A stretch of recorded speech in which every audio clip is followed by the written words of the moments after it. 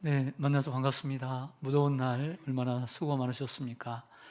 새로운 한 주간도 하나님께서 새 힘 주셔서 승리하시기를 소망합니다. 여러분들 기도해 주셔서 한 주간 저는 휴가를 잘 보내고 왔습니다. 이 인사 안 하려고 했거든요. 근데 어제 출근을 했더니 만나는 성도님들마다 휴가 잘 다녀왔냐고, 그래서 무안하고 미안해하고 너무나 또 감사하고 관심 가져주셔서 너무 감사해서 오늘 이 인사 해야 되겠다 생각하고 휴가 잘 다녀왔습니다. 네. 옛날 이야기지만 옛날에는 교회에 의자가 없고 바닥에서 예배를 드리던 시절이 있었습니다. 그러다 보니까 교회에 들어오면 먼저 방석이 준비되어 있어서, 아니면 방석을 가져다가 앉아서 먼저 무릎을 꿇고 하나님께 좋았습니다 이렇게 하면서 예배를 잘 드리게 해주세요, 또 회개 기도하고 또 기도하면서 준비를 하다가 양반 다리를 하고 또 이렇게 예배를 드리던 시절이 있었어요. 또 함께 기도하겠습니다 그러면 이제 대표 기도하게 되면 또 무릎 꿇고 기도하고, 그러다 보니까 당연히 그런 곳에는 이제 신발을 신고 들어올 수가 없었습니다. 항상 입구에 양쪽에 있는 신발, 그 신발장에 신발을 넣고 들어와서 예배를 드렸어요. 그런데 가끔 이제 부흥회라든지 사람들이 많이 모이던 그런 집회 시간에 어떤 일이 생겨나면 신발을 바꿔 신고 가는 일이 생겨 있어요. 근데 문제는 잃어버린 그 신발이 새 신발이었다는 거죠. 앞불싸. 바꿔 가도 꼭 새 신발을 바꿔 신고 가더라는 거예요.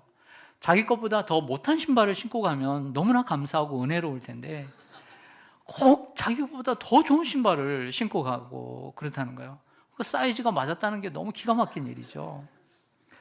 근데 더 큰 문제가 있어요. 그 신발을 잃어버리고 난 다음에 잃어버린 사람이 교회를 안 가겠다고 마음을 먹는 거예요. 어떻게 하나님을 믿는 사람들이, 교회를 다니는 사람들이 남의 신발을, 그것도 자기보다 더 깨끗하고 더 좋은 신발을 바꿔 신고 갈 수 있느냐? 양심도 없는 사람들이다. 이렇게 하나님을 믿는 사람들하고는 같이 신앙생활 할 수 없다. 나는 하나님을 그렇게 믿고 싶은 생각이 없고 교회를 다니고 싶은 생각이 없다고 해서 교회를 그때부터 그만 다녔다는 이야기를 들은 적이 있습니다. 또 옛날 이야기지만 요즘도 충분히 일어날 수 있는 이야기가 있습니다. 여러분, 비가 올 때 우리는 집에서, 혹은 비가 온다고 할 때 우리는 우산을 챙겨가지고 오게 됩니다. 근데 교회를 오는 데 있어서 안 좋은 우산을 가지고 온 사람은 거의 없어요. 기왕에 집에 있는 우산 중에 가장 좋은 우산을 챙겨가지고 교회를 오게 됩니다. 요즘 보면 그 입구에 이렇게 씌워서 비닐로 싸는 게 있어서 내가 잊어버릴 것 같다 그러면 여러분들 옆에다가 그냥 두면 되죠. 그리고 이제 챙겨가지고 가면 됩니다. 그런데 요즘도 일어날 수 있는데 옛날에는 이렇게 그게 없다 보니까 입구에다가 다 꽂아놨어요. 근데 사람들이 이렇게 왔다가 또 나중에 이제 오후 예배까지 다 드리고, 이제 우리 서로 믿는 사이잖아요. 그렇죠? 그래서 믿고 지내다가 이제 가려고 보는데 내게 없는 거예요. 내 거 또 새 거. 상해요, 안 상해요? 많이 상하죠. 더 좋은 마음 가지고, 그래, 필요한 사람이 가져갔겠구나. 그래, 오늘도 내가 자선을 했다 생각하고, 그래, 누군가가 쓰면 좋지, 잃어버리는 것보다. 이런 마음을 가지면 좋은데, 그 좋은 우산, 정말 한두 번밖에 쓰지 않은 우산이에요. 그 우산 잊어버려가지고 또 마음속 생각합니다. 어떻게 하나님 믿는 사람들이 그럴 수가 있어? 양심도 없지.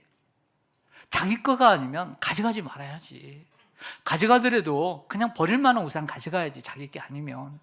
그것을 잃어버린 사람을 생각하면 얼마나 마음이 아플까. 어떻게 남에 대한 배려가 조금도 없어 하면서 그 다음부터 교회를 안 다녔다는 얘기를 들은 적이 있습니다. 남의 좋은 신발을 신고 가도 안 되고 남의 좋은 우산을 가져가도 안 되지만, 신발을 잃어버렸다고 해서 다시는 교회 가지 않겠다고 마음먹는 것은 좋은 결정이 아닙니다. 또한 우산을 잃어버렸다고 하나님을 믿는 사람들이 그럴 수 있느냐며, 하나님을 믿을 필요가 없다고 마음먹는 것도 좋은 생각이 아닙니다. 여러분, 옛날에 있던 이야기지만 요즘은 이런 신발과 우산 말고도 더 다양한 방법으로 마귀는 우리가 하나님 앞에 나아가는 길을 막고 있고 하나님 앞에 더 가까이 가는 길을 여러 가지로 장애물을 두고 있다는 사실을 기억해야 합니다. 오늘 우리가 하나님 앞에 나아가는 데 있어서 어떤 장애물들이 있으며 또 그 장애물을 어떻게 극복해 나가야 하는지 오늘 본문에 나오는 예수님께 나왔던 한 여인의 이야기를 통해 나누려고 하는데, 오늘 설교는 좀 제한적인 것이 있습니다. 우리가 주님께 나아가는 데 있어서 장애물들은 정말 수없이 많습니다. 여러 가지가 많죠. 세상의 재미, 어떤 세상의 쾌락, 어떤 돈에 대한 욕심, 그런 것들이 있을 수 있어요. 그런데 저는 오늘 본문의 내용에 있어서 이 여인의 이야기에 맞춰서만, 또 시간의 제약이 있기 때문에 그런 내용만 전하니까 그런 부분들은 여러분들이 이해해 주시기를 바랍니다.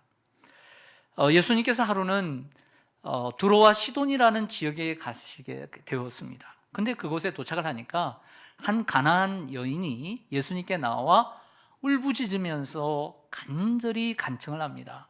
내 딸이 흉악한 귀신에 들렸습니다. 내 딸을 고쳐주세요 라고 간청을 계속하게 되었습니다. 그런데 예수님은 한 말씀도 하질 않는 거예요. 침묵하시면서 대답을 하지 않자 계속해서 간청을 하고 있는 그 여인의 소리가 시끄러웠던지 제자들이 나서서 시끄럽다며 불평을 합니다. 예수님, 여자가 우리를 귀찮게 합니다. 시끄러워 죽겠어요. 좀 어떻게 예수님 어떻게 해주세요 라고 얘기를 오늘 한 겁니다. 두로와 시돈이라고 하는 지방은 여러분들이 들어보셨지만 이스라엘에서 북쪽, 위쪽에 있습니다. 갈릴리 지역 위쪽에 있습니다. 그래서 지중해 연안 쪽에 있는 해안 도시입니다. 그러니까 요즘으로 얘기하면 이스라엘 위쪽에 있는 레바논 지역에 해당하는 곳이 두로와 시돈입니다. 마가복음에 의하면 예수님이 왜 두로와 시돈 지방으로 가셨냐면 사람들에게 너무 치이다 보니까 쉬쉬러 가셨어요. 아무도 모르게 가셨다는 얘기는 쉬쉬러 가셨다는 것이요. 근데 많은 사람들 때문에 예수님은 녹초가 되셨고 쉼을 위해 유다 지방을 떠나서 두로와 시돈으로 가셨는데 그곳에도 실수가 없었습니다. 마가복음에서는 이 여자를 가리켜서 뭐라고 얘기하냐면 헬라인이요 수로보니게 족속이라. 그래서 우리가 이 여인을 수로보니게 여인이라 라고 부르기도 합니다. 자, 오늘 이 여인이 예수님께 나아가는 데 있어서 여러 가지 장애물들을 발견할 수 있었어요. 그것을 우리들의 삶과 한번 비교해 보면서 여러분들이 한번 오늘 말씀을 그냥 듣지만 말고 자신에게 대입을 시켰으면 좋겠어요. 수십 년 동안 주님을 믿으면서 나는 어땠을까? 나는 어땠나? 한번 생각해 보시기 바랍니다. 첫 번째로 오늘 여인이 예수님께 나아갈 때 첫 번째 장애물은 무관심이었어요. 따라서 하겠습니다. 무관심. 제가 좀 전에 말씀드린 것처럼 여인은 간청을 계속하고 있어요. 현재 진행형이에요. 그치지 않았어요. 한 번만 한 게 아니에요. 그러니까 제자들이 시끄럽다고 얘기를 한 거예요. 그럼에도 불구하고 예수님은 뭐 하셨어요? 침묵하셨어요. 오늘 성경을 보면 한 말씀도 하지 않았어요. 무관심이에요. 사람은 누구에게나 관심을 받고 싶어하고 대우를 받고 싶어하는 마음이 있습니다. 내가 교회를 가면 사람들이 나를 알아주겠지? 내가 이렇게 양복을 입고 가면 사람들이 저 사람 괜찮게 입었네? 한번 위아래로 훑어보면서 날 잘 대접하겠지? 이런 대우 심리가 우리에게 있는 것입니다. 근데 교회를 나갔는데 자기에게 관심이 없고 대우를 해주지 않으면 어떤 생각을 하냐면 나를 무시하네? 라고 생각을 합니다. 여러분, 만약 여러분들이 새로운 교회를 정하는 데 있어서 아무도 여러분들을 아는 체도 안 하고 새로 오셨다고 인사도 안 하고 만약 그렇게 했다면 그 교회를 여러분 등록하시겠습니까? 만약에 여러분들이 다른 교회를 정한다면 그래서는 안 되겠지만 만약에 새로 오신 분들을 빼놓고 여러분들이 그러면 안 되겠지만 또 여러분들이 교회를 오래 다녀도 마찬가지입니다. 내가 오래 교회 다녔는데 내가 오늘 1시간 반을 타고 내가 교회를 왔는데 내가 코로나 지나고 지금 몇 년 만에 교회를 왔는데 나를 아는 체 아는 사람이 없어. 그러면 실망하겠죠. 여러분, 누구든지 만약 그런 교회는 계속해서 다니고 싶은 마음이 안 생길 수도 있습니다. 결국 사람은 자기를 알아주고 관심을 가져주는 교회를 보고 나가는 경향이 많다는 것을 알 수 있습니다. 관심을 가져주는 것은 좋은 일입니다. 나에게 관심을 가져주면 나 또한 그에게 호감을 갖고 관심을 가져주기 때문입니다. 여러분은 누구를 좋아합니까? 여러분들에게 호감을 가져주고 좋아하는 사람을 여러분도 좋아하게 되어 있는 거죠. 제가 6월 달에 한 달 동안 안식월을 할 때 매주일마다 새로운 교회를 갔습니다. 그 교회에 몇 달이 지났는데도 지금도 기억나는 것은 역시 많은 큰 교회를 갔는데 역시 여 전사님은 다르더라고요. 딱 보면 알아요. 딱 보면 알아요. 누가 새로 왔는지 그 수많은 성도들 중에도 딱 알아요. 관심을 가져주고 그리고 식사하라고 얘기하고. 기분이 좋았겠어요? 안 좋았겠어요? 기분이 좋았어요. 기분 나쁘진 않았어요. 좋았어요. 나도 저 교회 한번 나도 새가족이라면 나도 가고 싶다 이런 생각도 들었어요. 그러나 여러분, 사람들이 여러분에게 관심을 갖지 않는다고 해서 하나님께 나아가는 것을 멈추시겠습니까? 그래서는 안 됩니다. 우리는 사람들의 관심을 받기 위해서 교회를 나오는 것이 아니라 하나님을 사랑하고 하나님을 즐거워하고 하나님을 기뻐하고 그 하나님이 좋아서 오늘 하나님을 만나러 예배를 나오는 것입니다. 하나님에게 관심을 받고 싶어서 눈에 보이지는 않지만 하나님의 영이시지만 눈에 보이지 않지만 그 하나님을 사랑하기 때문에 하나님을 영원토록 즐거워하는 것, 이게 사람의 본분이고 그분을 즐거워하는 것이 하나님께 영광 돌리는 일이기 때문에 나온 것입니다. 그러므로 사람들에게 관심을 받지 못해도 우린 주님 앞에 나아가는 일에 오늘 가나안 여인처럼 예수님이 침묵하셔도 관심이 없어도 주님 앞에 나아가는 일에는 우리는 멈추지 말아야 될 줄로 믿습니다. 어떤 분들이 이럽니다. 내게 이런 일이 있었는데, 내게 친정아버지가 이러고 있는데, 내 아들이 이러고 있는데 교회는 관심이 없어. 목사님은 관심이 없어. 전화 한 통 없어. 내가 2주나 안 나오는데 관심이 없어. 아무 연락하고 2주나 안 나오는 전에 좀 미리 제발 전화하고 빠지세요. 왜 안 나오고서 연락도 안 하고 왜 연락 안 했다고 삐지세요? 내가 연락하고 빠지면 교역자의 짐을 덜어주는 것이고 그게 목회를 돕는 거예요. 밥 사주는 게, 옷 사주는 게 돕는 게 아니에요. 마음 편하게 해주는 게 돕는 거예요. 구역장님한테 얘기하고 교역자에게 얘기해서 내가 이래서 오늘 어쩔 수 없이 빠졌어요. 너무 죄송해요. 제가 안 보여도 걱정하지 마세요. 이게 목회를 돕는 거예요.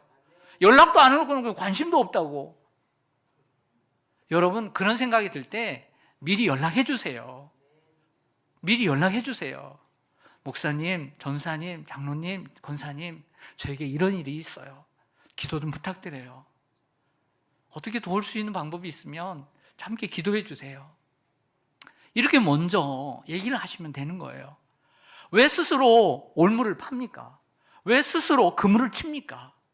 그물을 없애버려야 돼요.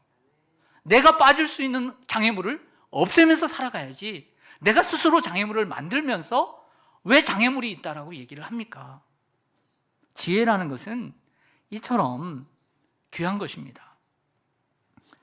그러므로 우리는 사람들이 나에게 관심을 혹 덜 가져줘도 당연히 우리는 관심을 가져야 됩니다. 그러나 혹 못 가져주는 일이 있어도 우리가 하나님 앞에 나아가고 주님 앞에 나아가는 일은 오늘 이 가나안 여인처럼 우리는 멈추지 말아야 될 줄로 믿습니다. 두 번째로 이 여인이 예수님께 나아가는 일에 있어서 두 번째 장애물은 싫어함이었습니다. 제자들은 이 여인을 싫어하는 것처럼 보입니다.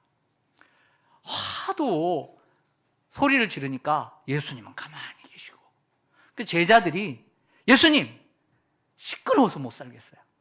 예수님 어떻게 좀 처방 좀 내려주세요 하면서 싫어하는 말투로 불평을 하고 있습니다.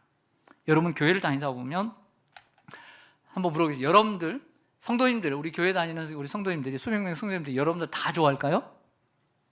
네? 혹시 그런 착각하고 다니는 분 계세요? 착각을 깨세요. 오늘 다 좋아하지 않아요. 예. 남녀도요 다 사람이 호감 가는 사람이 있고 자기 좋아하는 스타일이 다 있는 거예요. 사람도 다 자기 좋아하는 스타일이 있는 거예요. 그래서 모든 사람이 나를 좋아한다라고 생각해서도 안 되는 거예요. 분명히 반대로 얘기하면 나를 조금 떨떠름하게 생각하는 사람도 있고 그저 그렇게 생각하는 사람도 있을 수 있다는 거죠. 제가 담임 목사이지만 담임 목사를 선성 성도님들이 저를 다 사랑하지 않고 좋아하지 않아요. 전 그걸 알아요. 그래도 저는 사랑하려고 그래요. 좋아하려고 그러고 품어주려고 그래요. 네. 여러분, 예수님은 어떻습니까? 하나님의 아들이시고 온 만유의 주이신 예수님께서 이 세상에 빛으로 오셨지만 이 세상이 어둠으로 예수님을 알아보지 못했어요. 예수님 누구야?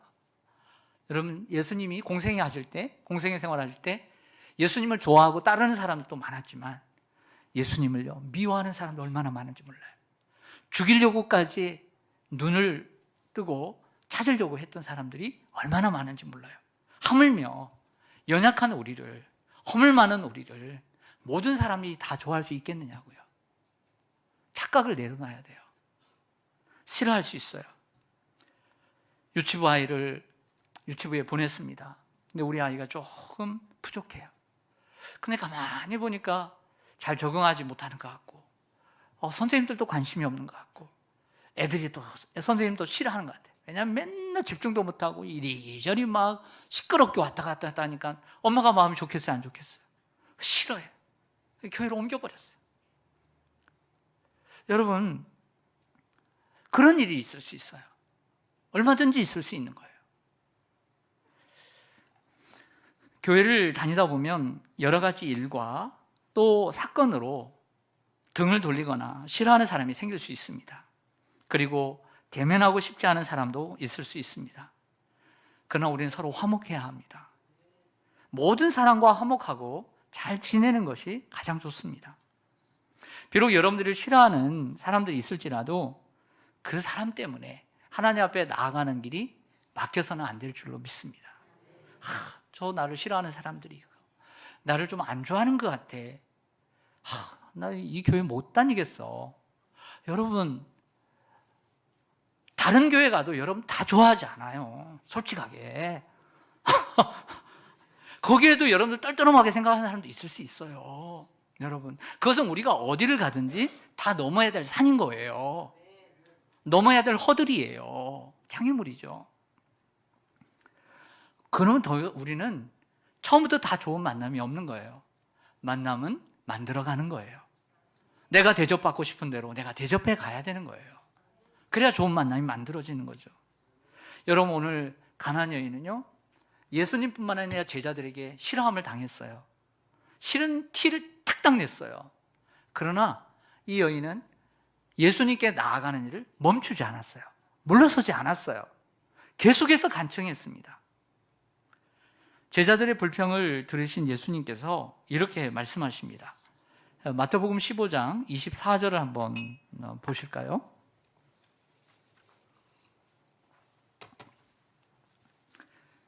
예수께서 대답하여 이르시되 나는 이스라엘 집에 잃어버린 양 외에는 다른 데로 보내심을 받지 아니하였노라 하시니. 아멘. 예수님께서 그 말을 듣고는 좀 좋은 말을 해주셨으면 좋은데 나는 이스라엘 집 외에는 다른 데로 보내심을 받지 않았다. 오늘 이 여인은 이스라엘 사람이 아니거든요. 이방인이고 두로 시돈 사람이고 수로보니게 족속입니다. 헬라인입니다. 이 예수님의 말씀을 좀 오해하지 말아야 됩니다. 예수님의 공생의 사역을 보면 이스라엘 목회에 집중하셨습니다. 그래서 갈릴리 사역과 예루살렘 사역으로 집중하셨죠. 자신의 사명을 유대인 백성들에게 제안하셨습니다. 그 이유가 있어요. 예수님께서 초림하셨을 때 오신 목적은 구약에 예언된 하나님의 말씀을 성취하기 위해서 오신 거예요. 그러니까 예수님은 자기가 이 땅에 오신 일에 대해서 집중하고 거기에 포커스를 맞춰서 사역을 하셨던 것이죠. 하지만 예수님 십자가에 죽으시고 3일 만에 부활하신 뒤에는 달랐습니다.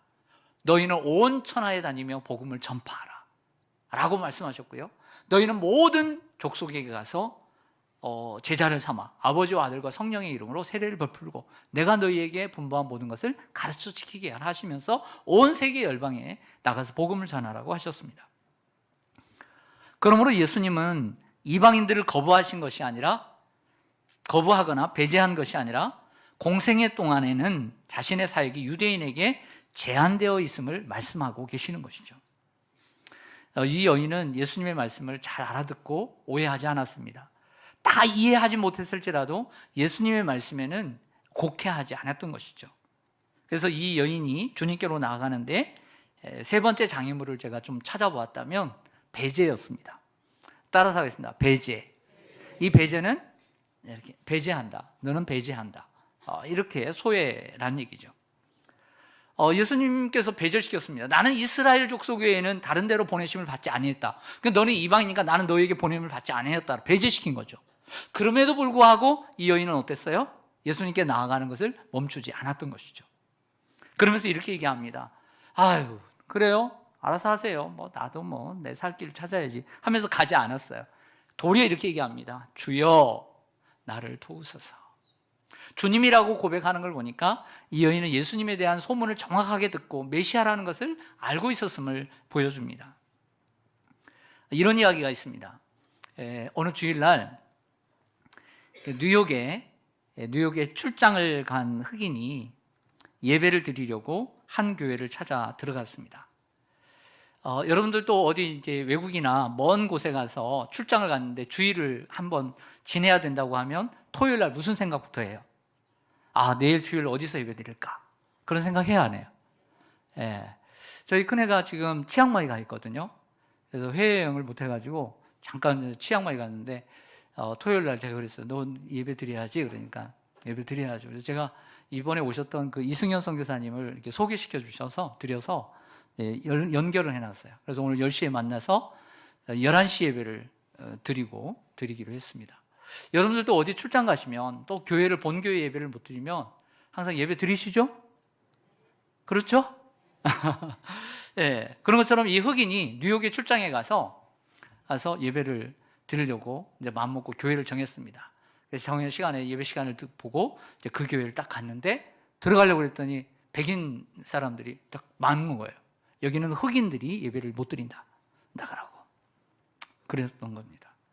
너무나 마음이 상했습니다. 그렇지만 어쩔 수 없지. 하나님 앞에 예배 드려야 되는데 어디 교회 예배당을 찾을 수가 없고. 그래서 교회 입구에 계단에 앉아서 우두커니 가만히 기도를 하고 있었는데 어떤 분이 찾아왔습니다. 젊은이, 여기서 뭐 하고 있는가? 네, 오늘 주일이라서 예배를 드리러 왔는데 흑인이라서 백인들만 예배를 드린다고 해서 못 들어간다고 해서 여기 와서 지금 기도하고 있는 중입니다. 그러자 그분이 이렇게 얘기합니다. 너무 슬퍼하지 말아라. 나도 아직 저 교회에 들어가 본 적이 없다. 이 부분은 예수님이었습니다. 아직도 이런 교회가 있다고 듣기는 했지만 지금은 그리 많지 않다고 생각됩니다. 그렇겠죠? 여기는 백인들만 들어와 이런 교회도 있겠죠. 요즘 이렇게 대놓고 하는 교회는 없죠. 강남의 어느 교회라도 여기는 가난한 사람 못 들어옵니다. 여기는 재산이 없는 사람 못 들어옵니다. 이렇게 하진 않죠. 이렇게 옷은 입은 사람은 못 들어옵니다. 그렇게 하진 않지만 그래도 사람이 사는 곳이기 때문에 알게 모르게 사람들 속에는 배제라는 것이 있을 수 있다라고 하는 것이죠. 유대인들은 자신들이 하나님께 선택받은 선민이라는 의식이 강했습니다. 선민의식이죠. 그래서 이방인들을 배제시켰습니다. 이것을 신학적으로 선민적 배타주의라고 해요. 따라하겠습니다. 선민적 배타주의. 자기만이 구원을 받을 수 있으니까 유대인이 아닌 사람들은 다 배타하는 것입니다. 배제하는 것입니다. 이와 같이 교회 안에도 보면 먼저 믿고 또 먼저 다녔다는 우월의식이 있을 수 있습니다. 그래도 내가 초창기 멤버인데 내가 그래도 벌써 20년이 넘었는데 그러다 보니까 이제 온 성도들에 대해서 배제가 될 수 있습니다. 배제에 들어갑니다. 배제는 쉽게 얘기해서 쉬운 단어로 얘기하면 텃세입니다. 텃세라고 할 수 있는데 텃세라는 것은 여러분 우리가 잘 이해해야 돼요. 텃세는 교회만 있는 게 아니에요. 텃세는 세상 사람들이 살아가는 모든 곳에는 먼저와 나중에 있는 곳에는 모든 곳에 존재하는 게 텃세인 거예요. 직장에 들어가도요. 먼저 왔다고요. 먼저 왔다고 텃세 부르고 하루 먼저 왔다고도 텃세 부르요. 그게 세상 사람이에요. 시골도요. 정많은 시골도요. 얼마나 지역 사람들은 텃세가 많은지 모릅니다. 그래서 지역에 들어가서 살려면 할머니, 할아버지들한테 잘해야 된대요. 그래야 좋아요. 뭐 인사도 안 하고 다니고 그러면요, 그렇게 싫어한대요. 그러니까 사람이 사는 곳엔 다 있는 거예요. 여러분들, 교회만 있는 게 아니에요. 이걸 이해해야 돼요. 이것을 우리가 제가 1988년도에 서울에 올라와서 1988년도인가 89년도에 여의도에 있는 한 교회를 다니게 되었습니다. 그 큰 교회 아니고요, 한 빌딩에 있는 교회인데 작지 않은 교회였어요. 큰 교회였어요. 근데 대부분의 성도들을 보니까 다 여의도에 있는 아파트에 사는 분들 같았어요. 저는 촌놈이었고요. 근데 작년 예배를 나가도 뭐 제 초라한 모습, 그리고 정말 잘 입은 사람들, 그런 격세지감이 있고요, 이질감이 있고, 특별히 이제 대학부에 나갔는데 대학부에 나가서는 더 느끼는 거예요. 걔들은 서울에서 태어나 서울에서 자랐는데 이 촌놈이 와가지고 그래서 적응하기가 쉽지가 않았습니다. 제가 또 어렸고요. 20살, 21살이니까요. 제가 생각합니다. 그들은 저를 절대 배제하지 않았어요. 저는 스스로 배제감을 느꼈고 이질감을 느낄 때가 많았습니다. 저 사람들은 서울 사람들이고, 서울 사람들은, 저 사람들은 여의도의 아파트에 살고 있고, 그 중에서도 저를 따뜻하게 대해주시는 대학부 지도 목사님, 그리고 제가 그 3, 4학년 유년부 교사를 맡았는데 저를 아주 예뻐해주는 예쁜 누나, 그런 누나가 저를 예뻐해줘서 교회를 다니는 맛은 좀 났어요. 이런 말 해도 되나 모르겠다. 여러분들 따뜻하게 대해주세요. 아셨죠? 예, 누나들 잘하세요. 예. 그렇지만 그들은 나와는 다르고 또 스스로 열등감에 제가 빠졌다는 생각이 들었어요. 문제는 그들에게 있었던 게 아니라 저 자신에게 있었음을 깨닫게 됩니다. 이방인이었던 가나안 여인 또한 충분히 그런 느낌을 받을 수 있었지만 그렇게 하지 않았던 거죠. 나를 배제해도 내가 예수님 깊이 예수님 속으로 들어갈 수 있었던 것이죠. 가나안 여인은 자신을 배제하지 못한, 배제하는 듯한 예수님의 말씀에 마음에 상하지 않고 또 그 말씀을 오해하지 않고 해석했습니다. 그리고 예수님께 주님, 나를 도와주세요 라고 나아갔던 거죠. 여러분이 잘 아시다시피 우리 교회는 부자도 그렇게 많지 않고요, 그리고 뭐 많이 배운 사람도 많지 않고, 그리고 또 유명한 사람도 인기 많은, 뭐 세상적으로 인기 있는 사람도 많지 않습니다. 그냥 평범한 교회입니다. 평범한 서민들이 모이는, 정말 가난하고 힘없는 서민들이 모인 그런 교회입니다. 근데 제가 1995년도 처음에 교육전사로 우리 교회에 부임을 해서 왔을 때 제가 스스로 느끼는, 뭐 그때도 20대니까 이질감 같은 것이 있었습니다. 그 중에 모두가 아니지만 그 중에는 좀 특별해 보이고 누군가는 더 잘나 보이는 그런 마음 말입니다. 아마 그것은 제가 느꼈던 감정이었을 거예요. 여러분, 사람 누구나 처음 교회, 낯선 교회를 가게 되면 제가 받았던 느낌처럼 그런 느낌을 받을 수가 있습니다. 당연히 그때의 담임 목사님, 그때의 뭐 지휘자, 그때의 뭐 어떤 사람들 대단해 보이죠. 근데 제가 담임 목사가 되다 보니까 별거 아니더라고요.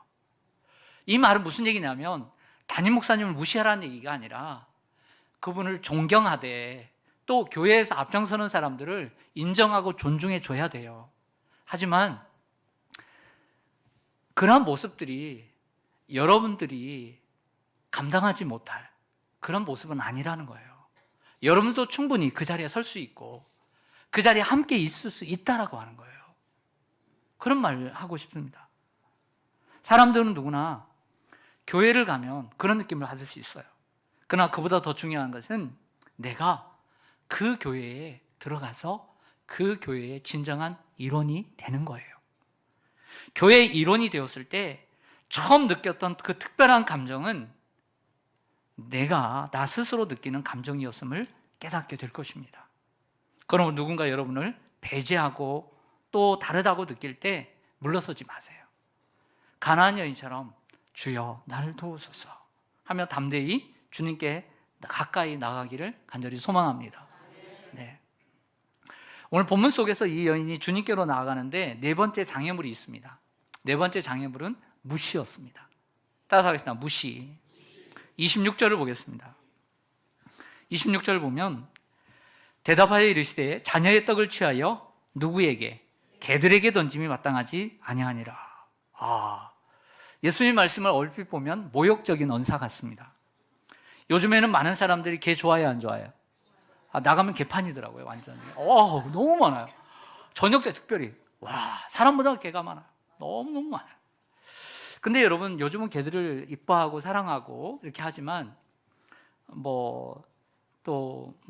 엄마라고 하더라고요. 내가 네 엄마다 그러더라고요. 네. 개는 외로운 사람들에게는 도움이 된다고 저는 생각을 해요. 신약 시대에는 그러나 개를 좋아하지 않았습니다. 그러다 보니까 이게 개들이라고 얘기한 것은 예수님 당시에 유대인들이 사마리아 사람들이나 이방인들을 가리켜 개들이라고 얘기를 했어요. 그렇다면 이렇게 질문하겠습니다. 예수님이 오늘 이 여인을 향해서 오늘 이렇게 얘기한 것은 예수님이 이 여인을 모욕시키고자, 모욕을 주고자 한 말일까요? 예수님이 그런 분인가요? 아니죠.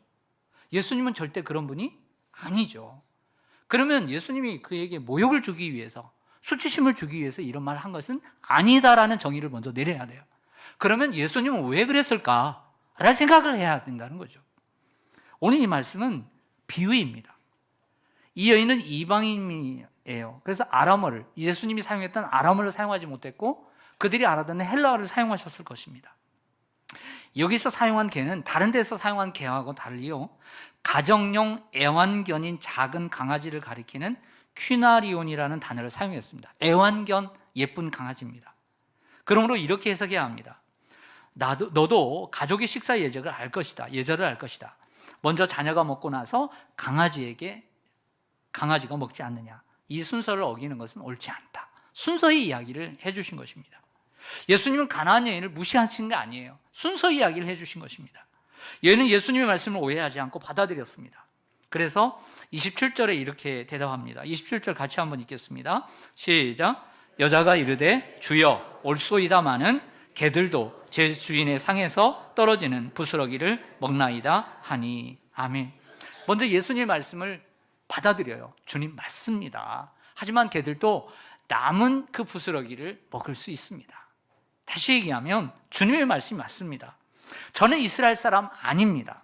하지만 그 상의 음식은 세상 사람들이 다 먹고도 남을 만큼 풍성할 줄로 믿습니다. 저도 먹고 싶습니다. 끝까지 은혜를 구하는 여인의 자세입니다.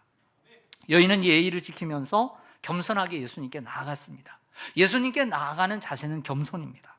예수님의 말씀을 오해하지 않고 기분 나빠하지 않았습니다. 여러분, 사람들이요, 교회를 떠나는 이유 가운데 여러 가지가 있지만 그 이유 가운데 한 가지가 뭔지 아세요? 또 교회를 떠나려고 하는, 떠나지는 않았지만 떠날까 말까, 떠날까를 생각하는 이러한 이유 가운데 하나가 뭔지 아세요? 무시를 당했다는 마음 때문입니다. 내가 무시당했어. 이 무시당했다는 말을 다른 말로 표현하면 내 자존심이 상했어. 자존심이에요. 그럴 때 교회를 떠날 생각을 합니다. 누군가가 자신에게 던진 말 한마디에 마음의 상처를 입고 또 교회를 떠날 생각을 합니다.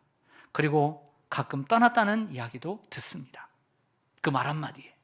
물론 당연히 우리는 사람의 마음을 상하게 하는 말을 피해야 하고 하지 않도록 노력해야 합니다. 하지만 사람은 완전하지 못하기 때문에, 상대방은 불완전하기 때문에, 연약하기 때문에 실수를 할 수 있고 우리에게 때로는 직언도 할 수 있고 상황에 맞지 않는 말을 할 수 있습니다. 하지만 그런 말을 들을 때 겸손하게 받을 줄 알고 수용도 할 수 있어야 하고, 상대방이 실언을 해도, 상황에 맞지 않는 말을 해도 그 말을 그 사람의 연약함 때문이니까 이해해주고 용서도 할 수 있어야 합니다. 하지만 대부분의 사람은 전체를 보기보다, 그 상대방과 그 상황과 교회를 보기보다 상한 자존심부터 돋보기로 보기 시작합니다. 가끔씩 코로나 끝나고 또 오래간만에 우리 교회에 등록하신 분, 이제 다니셨던 분이 이제 오셨을 때 너무 기뻐요. 그래서 너무 잘 오셨다고, 너무 잘 오셨다고 이렇게 이제 환영을 했습니다. 근데 잘 다니실 줄 알았는데 한 두세 번 주일날 나오시더니 안 나오세요. 만약에 이런 일이 있었다면 목사가 어떤 생각을 할까요? 왜 몇 년 동안 안 나오다가 이제 복귀해서 매주일 잘 나오시겠다고 했는데, 또 다른 분들도 그렇게 얘기를 했는데 왜 두세 주 나오다가 또 안 나올까? 또 고민에 들어가요. 그러지 않기를 바라지만 이런 생각이에요. 그분이 오래간만에 몇 년 만에 교회를 나오니까 무슨 소리를 또 들었을까? 무슨 소리를 또 다른 사람들에게 들었을까? 혹이라도 사람들이 여태 뭐하고 이제 와? 왜 이런 얘기를 할까요? 잘 왔어. 보고 싶었어. 많이 힘들었지? 끝나면 돼요. 우리 열심히 하자. 끝이에요. 뭘 더 얘기해요? 남의 허물을 덮으라고 그랬는데 여태 안 나오고 뭐 했대? 잘 지냈어?